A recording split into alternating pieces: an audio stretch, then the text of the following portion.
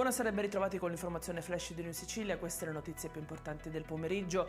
7 arresti per mafia nel mandamento di Resuttana a Palermo, rinvenute nuove informazioni e ricostruzioni in merito al ruolo presunto del capo mafia Salvatore Genova con il braccio destro Sergio Giannusa, scoperti ampi e nuovi episodi estortivi e di violenza.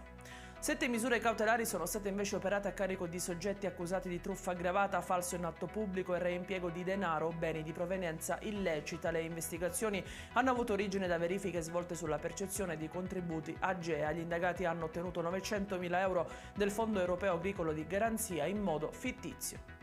E Riccardo Gorgone, il 17enne deceduto nell'incidente mortale avvenuto stamattina a Paternò, nel Catanese. Il ragazzo avrebbe compiuto 18 anni il prossimo 25 novembre. Al momento dello scontro con una Dacia si stava recando a scuola.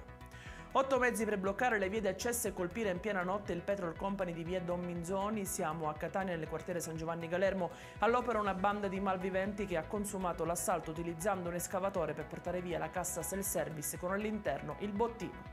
E in chiusura il meteo, prosegue anche per domani l'ondata di bel tempo in Sicilia, tempo stabile e temperature nella media stagionale.